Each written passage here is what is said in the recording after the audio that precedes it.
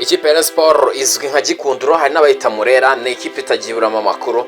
Abakinnyi rero byagiye bivuga ko bashobora kuba batandukana nayo, barimo ba Bagayogo, barimo nka Budalaziz, barimo nka Nkose.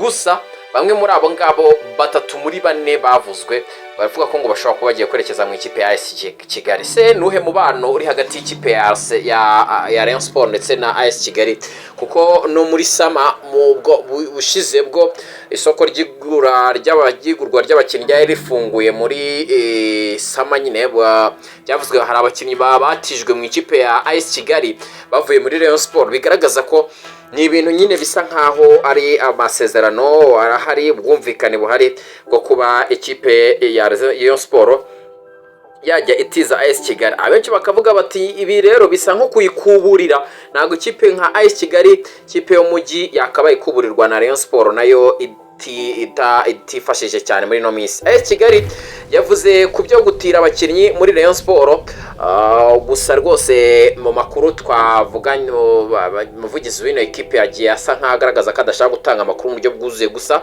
makuru aba yacukumbuye arabigaragaza. Ikipe ya AS Kigali yagoye no kubona umusaruro mwiza bitewe n'umubare muke y'abakinnyi iri mu zitezweho ku isoko ryo muri ku kwezi kwa mbere cyangwa se muri Mutarama, guhera mu kwa gatandatu tariki ya 3 murabyuka muri Mutarama 2026 nibwo amakipe yo mu cyiciro cya mbere mu Rwanda yemerewe kwandikisha abakinnyi bashya, aho bizarangira n'ubundi tariki ya 28 muri uku kwa Mutarama cyangwa se kwa mbere nkuko n'ubundi byari byatangajwe. Mwe rero mu ma ekipe ahanzwe amaso ni AS Kigali, aho umutoza wayo Mbarushimana Shabani yagaragaje ko gukoresha abakinnyi bake afite mu buryo buhoraho byatumye rwose bananirwa mu bikomeye cyane, bakagorwa no kubona umusaruro mwiza nkuko babyifuza. Kuri ubu rero ikipe iravugwamo abakinnyi batatu basanzwe bakinira ikipe ya Rayon Sport, aribo myugariro w'ibumoso Musore Prince Adam Bagayogo ndetse n'itwa Harerimana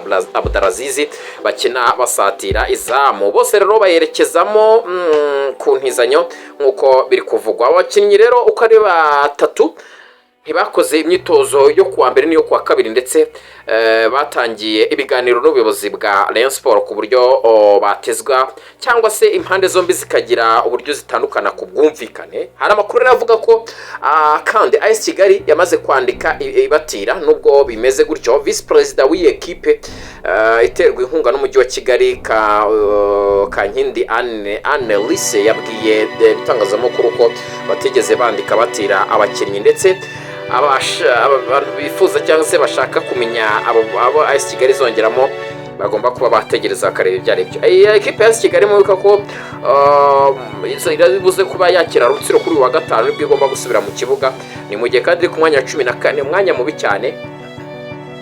AS Kigali akaba iri kuri uno mwanya, ikaba ari ku mwanya wa 14 ifite amanota 15 yonyine muri shampiyona y'u Rwanda.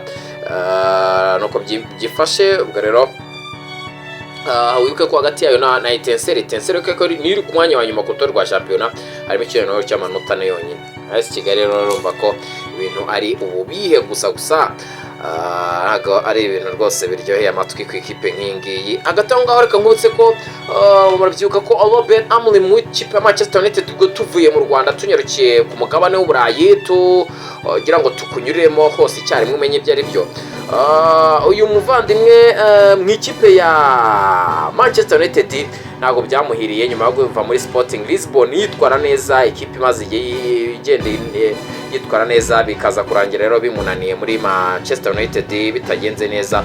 Uyu Robert Amorim biravuga ko ngo agomba kuba yakishyurwa akayabo karenga miliyari 49, my friend. Umuntu habwa n'amafaranga akakomeza atekereza bisanzwe ko ku bintu ntibimurenge. Miliyari 49 z'amafaranga y'u Rwanda byibura. Nyuma rero yuko Manchester United yirukanye wari umutoza wayo Robert Amorim, irasabwa kumwishyura miliyoni 10 z'amapaundi, ubwo ni miliyoni 10,500 by'amapaundi, ziyongera ku zindi 17,300 z'amapaundi yahawe mbere, zikaba miliyoni 27 zose hamwe, miliyoni 27,35 z'amapawundi. Aya rero iyo yashyize mu manyarwanda asaga miliyari 49 z'amafaranga y'u Rwanda. Kuwa mbere tariki ya 5 Mutarama 2026 ubwo Manchester United yatangaje ko yatandukanye n'umutoza wayo nyuma y'umunsi rero umwe anganyije na Leeds United igitego kimwe kuri kimwe, murabyibuka. Kutanyurwa rero n'imyitwarire y'uyu mugabo byatumye umuyobozi mukuru w'ikipe Omar Berda n'umuyobozi mukuru ushinzwe umupira w'amaguru witwa Jason Willox bafata umwanzuro ukomeye cyane wo gutandukana nawe, bizabasaba akayabo. Ikipe ifite amafaranga ariko nta mugayo. Amri mu myaka 40 acyari muto cyane, yageze muri ekipe avuye muri Sporting Lisbon mu mwaka w'imikino 2024-2025. Bigendanye rero n'amasezerano yari agifite muri Manchester United kugeza aka kanya bamwirukana, yishyura miliyoni 9,500 z'amapawundi, asaga miliyari 18 z'amafaranga y'u Rwanda mu gihe cy'amezi 18 yari amaze ari umutoza wayo. Yishyuwe miliyoni 7,800 z'amapawundi, asaga miliyari 15 z'amanyarwanda. Kuko rero yari afite amasezerano azamugeza 27 agomba kwishyurwa amafaranga yose asigaye ku mushahara we angana na miliyoni 10,500 z'amapawundi, asaga miliyari 19 z'amafaranga y'u Rwanda. Bisobanuye ko mu mikino 63 yakinnye agatsinda 24, agatsindwa 21, indi 18 yose akayinganya, azayishyurirwa miliyoni 27,35 z'amapawundi, asaga miliyari 49 z'amafaranga y'u Rwanda. Kugeza ubu shampiyona y'Ubwongereza Manchester United iri ku mwanya wa gatandatu, nagere ku mwanya mubi n'amanota 31, kwarushwa n'amanota 17 na Arsenal yo urutonde rwa shampiyona.